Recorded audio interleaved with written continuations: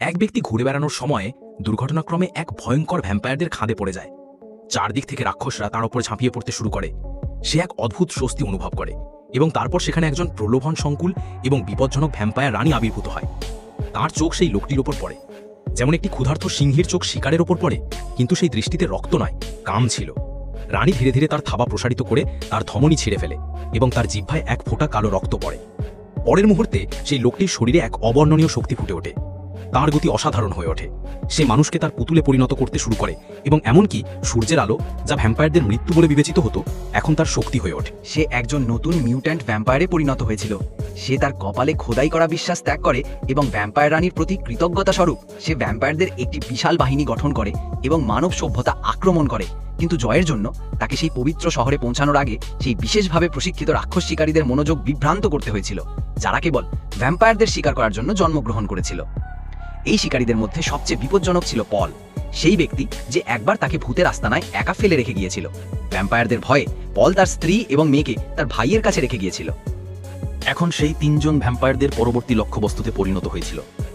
তারা তাদের বাড়িতে রাতের খাবার খাওয়ার আগে প্রার্থনা করছিল। হঠাৎ মাটি কাঁপতে শুরু করে। সৎবাবা জানালা দিয়ে বাইরে তাকিয়ে দেখলেন যে তাদের দরজায় আক্রমণ করার জন্য একটি পুরো ভ্যাম্পায়ার সেনাবাহিনী প্রস্তুত। তিনি তৎক্ষণাৎ স্টিলের দরজা বন্ধ করে দিলেন। মা দরজা বন্ধ করে তার পূর্বপুরুষের গ্যাটলিং বন্দুকটি দেয়াল থেকে বের করে সামনের দায়িত্ব নিলেন। একটিও কথা নষ্ট না করে মা টেবিলটি ঠেলে বিদ্যুৎ গতিতে বেসমেন্টের গোপন দরজাটি খুলে দিলেন। তিনি তার মেয়েকে বললেন চুপচাপ এখানে লুকিয়ে থাকতে এবং যাই ঘটুক না কেন কোনো শব্দ না করতে। কিন্তু তিনি এই কথা বলার সাথে সাথেই ঘরের দেয়ালে ঝুলন্ত ক্রুশটি মাটিতে পড়ে গেল। পরের মুহূর্তে গুলির শব্দ এবং বাবা মায়ের চিৎকার শোনা গেল। তারপর সবকিছু শান্ত হয়ে গেল। মেয়ে ভয়ে তার প্যান্টটি ভিজিয়ে দিল, কিন্তু কোনো শব্দ করল না। শ্বাস নিতে কষ্ট হচ্ছিল, কিন্তু তা সত্ত্বেও ভ্যাম্পায়ার রাজা তার কাঙ্ক্ষিত বন্দীকে ধরে ফেলল। এদিকে পবিত্র শহরের লোকেরা এখনও আশা করছিল যে গির্জার সুরক্ষা তাদের রক্ষা করবে। তারা কি জানতো না যে সভ্যতার শুরু থেকেই মানুষ এবং ভ্যাম্পায়ারদের মধ্যে যুদ্ধ চলছে? তারা 17 শতক থেকে পারমাণবিক যুগ পর্যন্ত লড়াই চালিয়ে গেছে। পৃথিবী একটি জনশূন্য পৃথিবীতে পরিণত হয়েছিল। তারপর গির্জা এমন শিকারী তৈরি করেছিল যারা এক মুহূর্তের মধ্যে ভ্যাম্পায়ারদের শেষ করে দিতে পারে। তারা মাথায় ক্রুশ রেখে একটা 100টি ভ্যাম্পায়ারকে লড়াই করতে সক্ষম ছিল। এই কারণে যুদ্ধে দাঁড়িয়েছিল মানুষের পক্ষে। ভ্যাম্পায়ারদের নজরদারিতে রাখা হতে একটি বিচ্ছিন্ন অঞ্চলে আটকে রেখে। কিন্তু সংকট কেটে যাওয়ার সাথে সাথেই গির্জা এই শিকারীদের শক্তির দ্বারা হুমকির সম্মুখীন হয়। তারা শিকারীদের ভেঙে দেয়, তাদের অপমান করে এবং জনসাধারণের কাছ থেকে তাদের বিচ্ছিন্ন করে দেয়। পল, যিনি সবচেয়ে শক্তিশালী শিকারী ছিলেন, তিনি সবকিছুই হারিয়ে ফেলেছিলেন। যখন তিনি একজন পিতা হিসাবে প্রার্থনা করেছিলেন, তখন গির্জা তাকে ঈশ্বরের নামে চুপ থাকতে বলেছিল, কিন্তু পল চুপ থাকতে পারেন। তিনি জানতে পারেন যে তার ভাইয়ের মেয়ে, যাকে তিনি সাম্রাজ্যের হাতে তুলে দিয়েছিলেন, এখন সাম্রাজ্যের হেফাজতে। তিনি গির্জার কাছে গিয়ে 5 জন আর্চবিশপকে অনুরোধ করেছিলেন যে তাকে আবার শিকারী হতে দিন, কিন্তু তারা তাকে ষড়যন্ত্রকারী মনে করে এবং তাকে গ্রেপ্তারের নির্দেশ দেয়। পল হতাশ হয়েছিলেন। গির্জার সামনে তোমার শপথ ভুলে যেও না, যার অর্থ ঈশ্বরের সামনে। পল নীরবতা রেখে তার প্রার্থনার পুঁতি ভেঙে ফেলেছিল। সে এক্সরসিস্টের ছুরি বের করে। রাত নামতেই সে তার পুরনো সাইকেল বের করে শহর ছেড়ে চলে গেল। কিন্তু পৃথিবী আর আগের মতো ছিল না। ধুলো, ধ্বংস আর মৃত্যু চারদিকে। কয়েকদিনের মধ্যেই সে সেই জায়গায় পৌঁছে গেল যেখানে তার ভাই শেষ নিঃশ্বাস ত্যাগ করছিল। পল তার মেয়েকে খুঁজে বের করার প্রতিজ্ঞা করল। স্থানীয় পুলিশ প্রধান তাকে সমর্থন করার ইচ্ছা প্রকাশ করলেন এবং তার ছুরি নিক্ষেপের দক্ষতায় তাকে মুগ্ধ করলেন। পল গুলিগুলিতে ক্রুশ খোদাই করলেন এবং তারপর আসল শিকার শুরু করলেন। এই খবর গির্জায়ও পৌঁছে গেল। তারা পলের ওপর মৃত্যুদণ্ড জারি করলেন। এখন প্রতিটি শিকারী তাকে হত্যা করতে চাইল। পল তার পরিবারের মৃতদেহ কবর দিলেন এবং পশ্চিম দিকে চলে গেলেন, যেখানে ভ্যাম্পায়ার লুকিয়েছিল। তার সঙ্গী ওয়েন 10 বছর আগে নিখোঁজ হয়ে গিয়েছিল। পল অপরাধ বোধে ভরা ছিল। পথে সে একজন রক্তাক্ত দাসের সাথে ধাক্কা খেল, কিন্তু সে পাগল হয়ে উঠল। তারপর মাটিতে টেনে নিয়ে যাওয়া লোহার কাস্তে দিয়ে আঘাত করার শব্দ হলো। আরেকজন রক্তাক্ত দাস আক্রমণ করতে যাচ্ছিল, কিন্তু পুলিশ প্রধান তাকে ছুঁড়ে ফেলা কাস্তে দিয়ে হত্যা করলেন। পল একাই বাকি সবাইকে হত্যা করলেন। তারপর সে অর্ধমৃত লোকটিকে জিজ্ঞাসা করল, মেয়েটি কোথায়? সে জোরে হেসে সূর্যাস্তের দিকে ইশারা করল। রাত আসতে দাও, ভ্যাম্পায়াররা আসল খেলা তখন শুরু হয়। পল তার বাইবেল খুলে একটি ক্রস স্ট্রাইকার বের করে প্রত্যেকটি ভ্যাম্পায়ারকে টুকরো টুকরো করে কেটে ফেলল। প্রধানও লড়াই করেছিল, কিন্তু শীঘ্রই পড়ে গেল। পল তাকে রক্ষা করল। রক্তদাস ভয় পেয়ে বলল যে মেয়েটিকে পশ্চিমের নীড়ে নিয়ে যাওয়া হয়েছে, কিন্তু তারপর একজন ভ্যাম্পায়ার ফিরে এসে তাকে হত্যা করল। পল তাকে ধরতে দৌড়ে গেল এবং উভয়ই গভীর গর্তে পড়ে গেল। প্রধান ভয় পেয়ে তার দেখে তার বন্দুক তাক করল, কিন্তু যে বেরিয়ে এসেছিল সে মারা গেল। সেই বিজয়ী ছিল পল দ্য এক্সরসিস্ট। এখন তাদের পরবর্তী লক্ষ্য ছিল সেই বিশাল বাসা, যা 1 দশক আগেই তাদের শিকারের জায়গায় পরিণত হয়েছিল।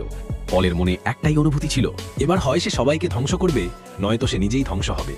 যদিও এই জায়গাটা এখন সম্পূর্ণ জনশূন্য, তবু পল সময় নষ্ট না করে একটা আগুন জ্বালিয়ে পরিকায় ছুঁড়ে ফেলে নিজেই নিচে ঝাঁপিয়ে পড়ল। সে ওপরের গোয়েন্দাকে নির্দেশ দিল যেন সে নিরাপদে বেরোনোর পথ ধরে।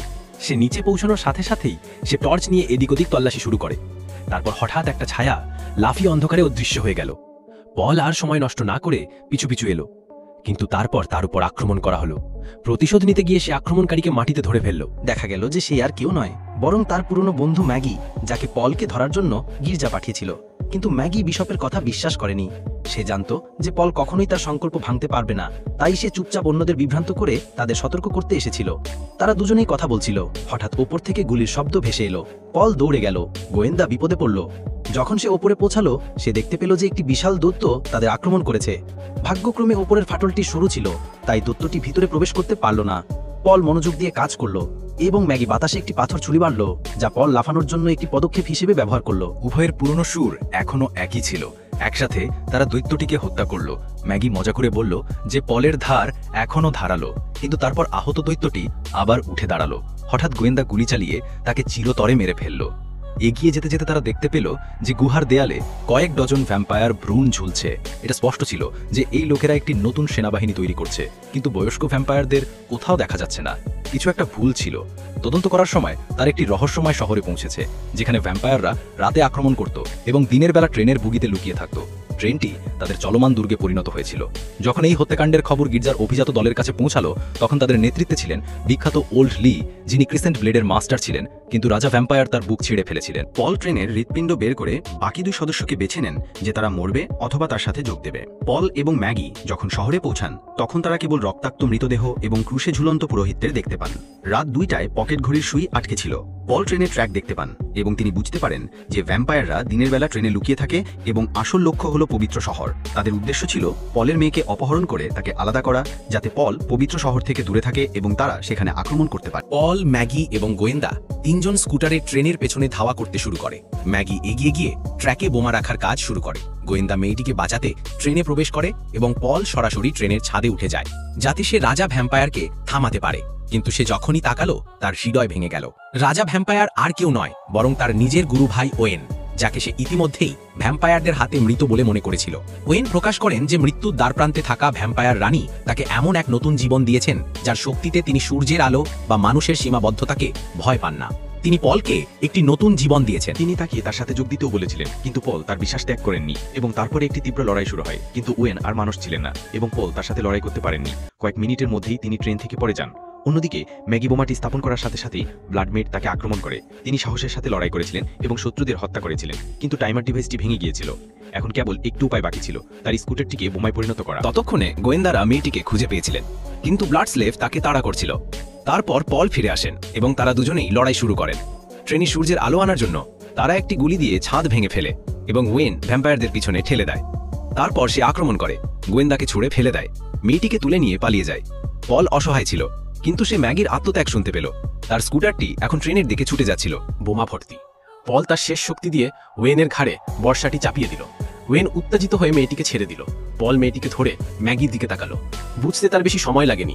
ট্রেনের সংঘর্ষের আগে সে লাফিয়ে পড়েছিল এবং ম্যাগির আত্মত্যাগের কারণে পুরো ট্রেন, ওয়েন এবং ভ্যাম্পায়াররা পুড়ে ছাই হয়ে গিয়েছিল। পবিত্র শহরে ফিরে পল বিশপদের ভ্যাম্পায়ারটির মাথা দেখালেন, কিন্তু তারা এখনো বিশ্বাস করতে প্রস্তুত নন যে যুদ্ধ এখনো শেষ হয়নি। পল জানেন এটি শেষ নয়, কেবল শুরু।